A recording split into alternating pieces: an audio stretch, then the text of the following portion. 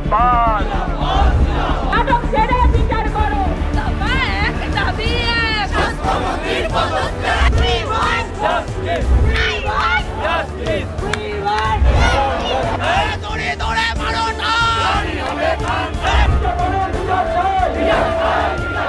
এবার ন্যায় বিচারের দাবিতে গর্জে উঠলেন লাল সেলাম নেতারা।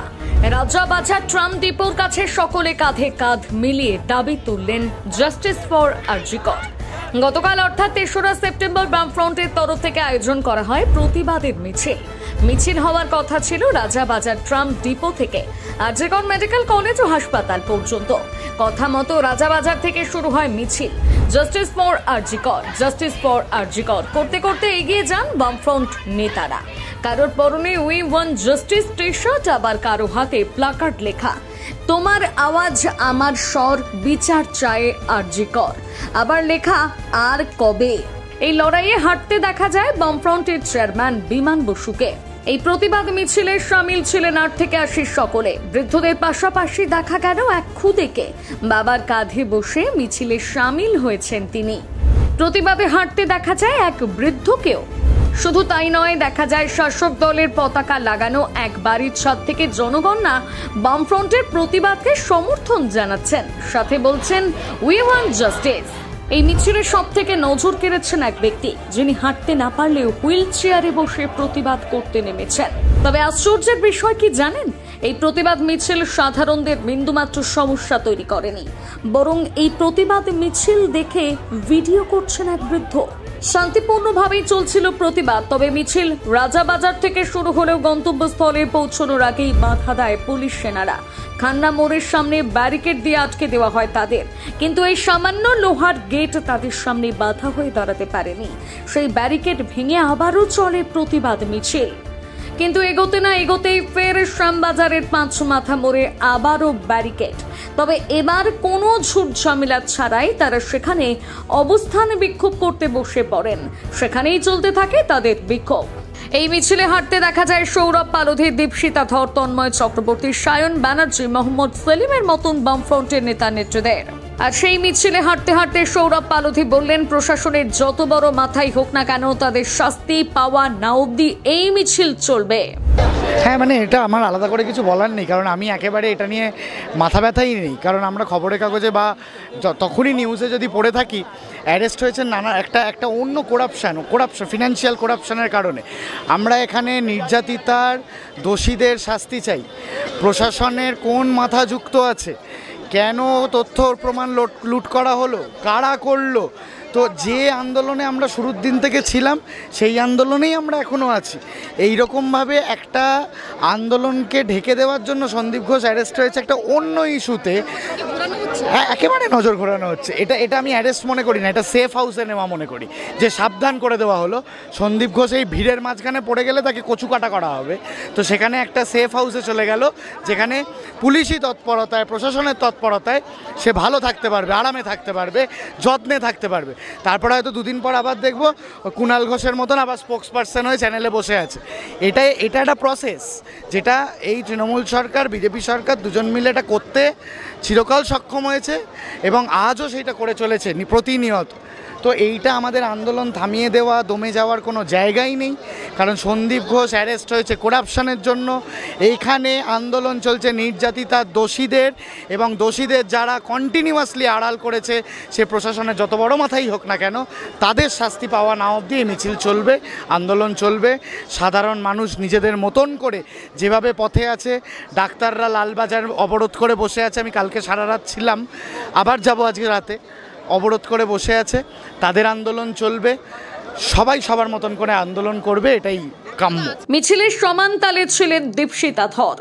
দেখুন, যে কেসে সন্দীপ ঘোষ ধরা পড়েছেন তা তো আর্থিক তছরূপের, এবং ওই আরজি করের কর্তব্যরত ডাক্তাররা, আন্দোলনরত ডাক্তাররা বারবার যে কথা বলেছেন যে এই খুন ধর্ষণ শুধু খুন ধর্ষণের ঘটনা নয়, অনেক বড় চক্রর পিছনে। আমাদের মনে হয়েছে আর্থিক তছরূপের কারণেও যদি সন্দীপ ঘোষ ধরা পড়েন এবং তার মুখ থেকে যদি সঠিকভাবে কথা বার করা যায়, তাহলে অনেক অপরাধীদের মাথার ছাতা সবার নাম আমরা জানতে পারবো। একই ধারে মিছিলে হাঁটতে হাঁটতে বিধায়ক লাভলি মৈত্রের ওপর ক্ষোভ উগরে দেয় সায়ন ব্যানার্জি। দেখুন, সোনারপুর দক্ষিণের বিধায়ক লাভলি মৈত্র শুধুমাত্র আমার নাম নিয়ে বা সুজন চক্রবর্তীর নাম নিয়ে বদলার হুঁশিয়ারি দিয়েছিলেন তাই নয়, উনি ডাক্তারদেরকে কসাই বলেছেন। এবং এটা মুখ্যমন্ত্রী মমতা বন্দ্যোপাধ্যায় যবে থেকে ফোঁস করতে বলেছেন, স্বাভাবিকভাবেই রাজ্যের দিকে দিকে এই ফোঁস করবার একটা যে ইচ্ছা প্রকাশ করেছে, সেটার রেস ধরেই সোনারপুর দক্ষিণের বিধায়ক একথা বলেছেন যে 2024-এর মধ্যে তিনি বদলা নেবেন। গতকাল সোনারপুর থানায় আমি একটা পুলিশ কমপ্লেন দায়ের করেছি। আমাদের আশা রাখছি যে পুলিশ ব্যবস্থা গ্রহণ করবে, কিন্তু পুলিশ যদি মনে করে যে পুলিশ ব্যবস্থা গ্রহণ করবে না, তারপরের যে প্রয়োজনীয় আইনত পদক্ষেপ সেটা কিন্তু আমরা গ্রহণ করব। লাভলি মৈত্ররা সমঝে যাক, এই লড়াইটা মানুষের লড়াই, গণ আন্দোলন, মানুষ জেগেছে, এত পরিমাণ মানুষ রাস্তায় শেষ কবে নেমেছে কেউ আমরা মনে করতে পারছি না। লাভলি মৈত্র যদি মনে করেন যে গোটা গণ আন্দোলনের সাথে উনি পাঙ্গা নেবেন, আমরা ওয়েলকাম করছি। মিছিলে ছিলেন তন্ময় ভট্টাচার্য। 2023 সালে তৎকালীন ডেপুটি সুপার আখতার আলীর অভিযোগ ছিল দুর্নীতি সংক্রান্ত সন্দীপ ঘোষের বিরুদ্ধে। সেই মামলায় সন্দীপ ঘোষ গ্রেপ্তার হয়েছেন। আরজি করের এই ধর্ষণ এবং হত্যাকাণ্ডের নির্মমতা, নৃশংসতা, ভয়াবহতা, সন্দীপ ঘোষের ভূমিকা, প্রমাণ লোপাটের চেষ্টা, এই সমস্ত কিছু দিনের আলোর মতো পরিষ্কার। সিবিআই তার কি প্রমাণ খুঁজে পেয়েছে কি পায়নি আমরা জানি না, কিন্তু আমাদের পরিষ্কার কথা হচ্ছে এইটা যে একা সন্দীপ ঘোষ না, এই ভয়াবহ মাফিয়া চক্র, নারী নির্যাতন, মেডিকেল সামগ্রী বিক্রি, পাচার, এই সব কিছুর জন্য যে গোটা চক্র জড়িত, তাদের প্রত্যেককে গ্রেপ্তার করতে হবে, উপযুক্ত শাস্তি দিতে হবে। শুধু এরাই নয়, মিছিলে হাঁটতে দেখা যায় অভিনেতা চন্দন সেনকেও। মানে রাজনীতি করলে যে মানে ব্রেনের গ্রে ম্যাটার কমে যায় সেটা আমার জানা ছিল না, আমি ওকে দেখে জানলাম। কারণ যারা মাইনে নেন তারা দয়ার দাক্ষিণ্য নেন না, তারা রীতিমতো কাজ করে নেন, বেতন নেন তারা। আর যে সরকার দিয়ে দিতে পারে না সে সরকারের প্রতিনিধি এসব কথাবার্তা বলে কেন? আগে দিয়ে দিতে বলুক তার সরকারকে, তারপর কথা বলবে। চিরচেনা নেতা মোহাম্মদ সেলিমও জনসাধারণের সাথে, নেতাদের সাথে তালে তাল মিলিয়ে হাঁটেন। 3 জন বা 30 জনের প্রশ্ন নয়, পুলিশ এবং স্বাস্থ্য দপ্তর মিলে যে দুর্নীতি দুষ্কৃতির আখড়া, আর্জিকতার একটা উদাহরণ। সুতরাং আমরা বলছি, সন্দীপ যার আসল কান, তাকে ধরে মারো টান। মিছিলে ছিলেন কলতান দাশগুপ্তের মতো নেতাও। ব্যারিকেডের প্রয়োজনটা কি ছিল এটা তো বুঝতে পারছি না। যারা মাঝরাতে হাসপাতাল ভাঙচুর করে চলে গেল, যারা মাঝরাতে ডাক্তারকে ধর্ষণ করে খুন করে চলে গেল, তাদের জন্য কোনো ব্যারিকেড নেই।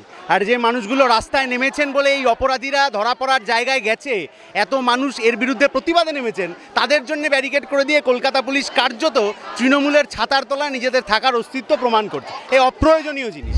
এক তো এগুলো সব কান চোখ মুখ, এবার এই নাক কান চোখ মুখ ছেড়ে এই নাক কান চোখ মুখের ধরার পাশাপাশি মাথাটাকে ধরতে হবে। গোটা রাজ্য জুড়ে একটার পর একটা মেডিকেল কলেজে কারা দুর্নীতির চক্র চালাতো? মমতা ব্যানার্জি, যার অনুপ্রেরণা ছাড়া গাছের পাতা ফটোসিনথেসিস করা সাহস পায় না পশ্চিমবাংলায়, সেই পশ্চিমবাংলাতেই একটার পর একটা মেডিকেল কলেজে এই ধরনের দুর্নীতির চক্র মুখ্যমন্ত্রী জানতেন না, পুলিশ মন্ত্রী জানতেন না, স্বাস্থ্যমন্ত্রীও জানতেন না। একই ভূমিকা, মোড়ে মোড়ে আটকাচ্ছে। যেখানে একটা পারমিশন নিয়ে আগে থেকে ডিক্লেয়ার করে ব্রাহ্মণের আজকে একটা মিছিল, শান্তিপূর্ণ মিছিল, কিছুই না, একটাই স্লোগান, জাস্টিস ফর আরজি কর। সেটাকে মোড়ে মোড়ে পুলিশ আটকাচ্ছে, আটকে ব্যর্থ হচ্ছে, ব্যারিকেড ভেঙে আমরা এগোচ্ছি, কোনো লাভ হচ্ছে না তো পুলিশের। এটা এই মানে ক্যারেক্টারটা দেখানোর কোনো দরকার নেই, কোনো দরকার নেই। কারণ মানুষ শুনবে না, থামবে না।